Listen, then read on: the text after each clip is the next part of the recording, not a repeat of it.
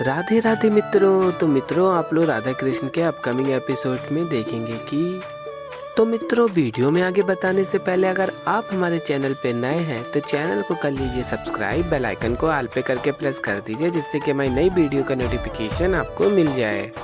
तो मित्रों आप लोग देखेंगे कि श्री कृष्ण कहते हैं शेषनाग से कि हे शेषनाग, आपको अपना मित्र बनाना मेरा सौभाग्य होगा।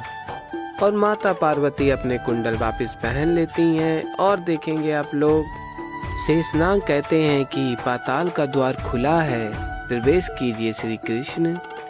और तभी राधा आ जाती हैं और माता पार्वती को देख उनको प्रणाम करती हैं और कहती हैं कि साक्षात देवी पार्वती पृथ्वी पर अवतरित होकर पाताल के द्वार खोले हैं।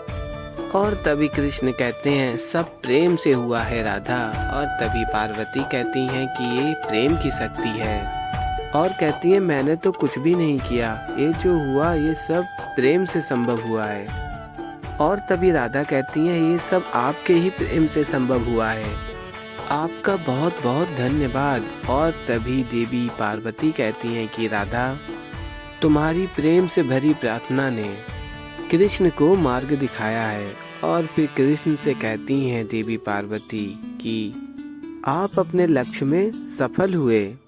और फिर आगे कृष्ण कहते हैं राधा से कि अब समय आ गया है, मुझे पाताल लोक में प्रवेश करना ही होगा। और फिर राधा कहती हैं हाँ कृष्ण, अब तुम्हें अपने कर्तव्य के लिए जाना ही होगा। और कहती हैं स्मरण रखना कि मैं तुम्हारे साथ हृदय से हूँ, स्वयं को एक क्षण के लिए भी अकेला मत पाना। और फिर कहते हैं श्री कृष्ण की राधा, अगर तुम मेरे साथ हो तो मैं अपने हर लक्ष्य तक पहुंच जाऊंगा, यह युद्ध मुझे प्रेम से लड़ना है। और कहते हैं कि तुम प्रेम हो, तुम्हारा प्रेम ही मेरी शक्ति है।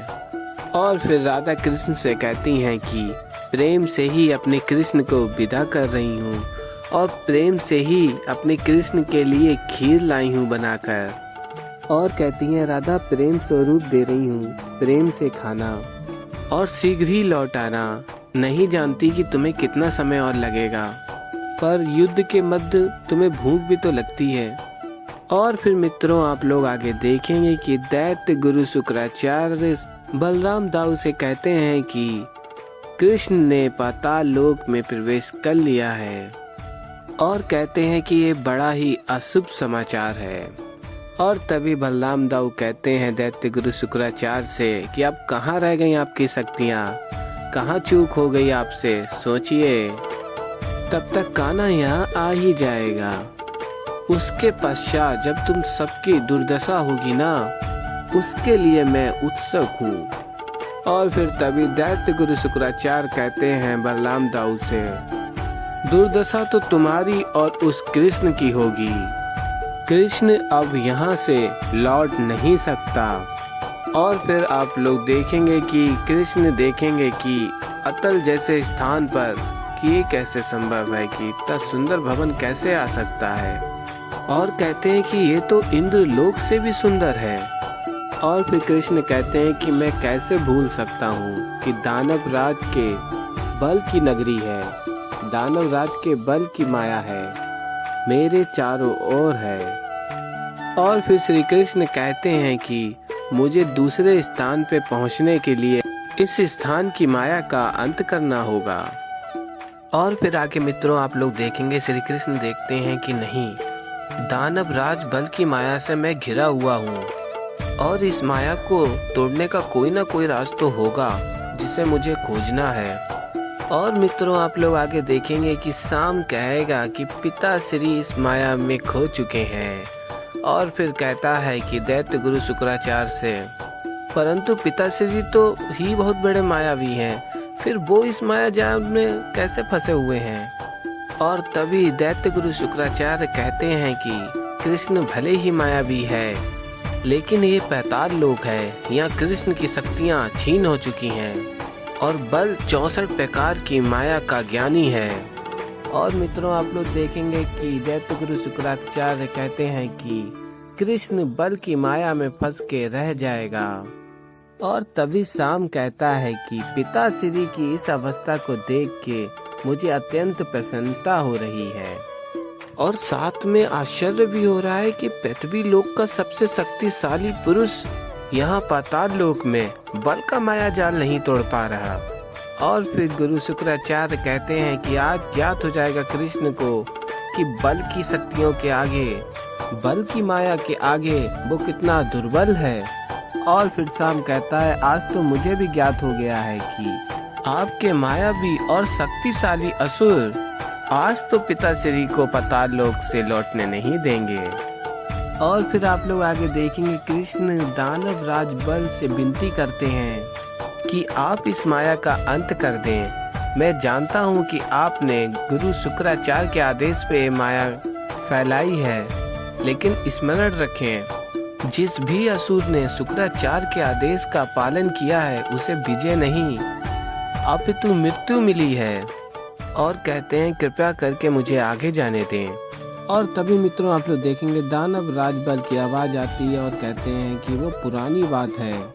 और कहता है कि किंतु आज का सत्य तो यह है कि तुम पाताल लोक में हो और तुम यहाँ हम असुरों के समक्ष शक्तिहीन हो और इसीलिए तुम यहाँ से पुनः पृथ्वी लोक कभी नहीं पहुँच पाओगे और हम असुर पाताल लोक के भांति पूरे ब्रह्मांड पे राज करेंगे।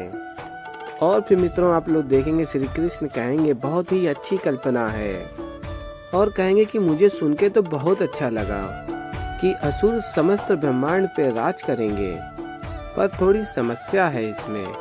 समस्या क्या है कि केवल माया से राज नहीं किया जा सकता और कहते हैं कि माया से कहीं अधिक आवश्यक प्रेम है। और बताते हैं कि यदि एक सत्य कहूँ कि आप सब असुर यही मात खा जाते हैं, इस प्रेम को त्याग देते हैं, अपने भीतर प्रेम को जागने ही नहीं देते हैं। अब और कहते हैं कि यदि इस प्रेम को अपने भीतर जागृत कर लोगे तो निश्चित रूप से तो आप भी समस्त ब्रह्मांड पे राज कर पाओगे और मुझे भी कोई आपत्ति नहीं होगी। और मित्रों आप लोग आगे देखेंगे दैत्य गुरु शुक्राचार्य शाम से कहेंगे कि नहीं शाम, कृष्ण इस बार अपनी उलझनों को छुपाने के लिए, क्योंकि वो जानता है कि बल की माया में वो फंस चुका है। और फिर मित्रों आप लोग आगे देखेंगे कृष्ण कहेंगे मैं जानता हूँ कि आप 64 माया से परिपूर्ण हो, आप समझता हूँ मैं, पर इन 64 मायाओं से आगे क्या। और कहते हैं कि अगर माया प्रेम से आगे है और 64 माया आपको आती हैं तो अब तक ब्रह्मांड पे राज क्यों नहीं कर पाया आप। तो मित्रों ऐसे ही आगे एपिसोड में और भी बहुत कुछ देखने को मिलेगा। तो अभी के लिए इतना ही। और अगर अभी तक आप लोगों ने हमारे चैनल को सब्सक्राइब नहीं किया तो चैनल को कर लीजिए सब्सक्राइब, वीडियो कर दीजिए लाइक। मैं मिलता हूँ जल्दी एक नई वीडियो के साथ, तब तक के लिए राधे राधे।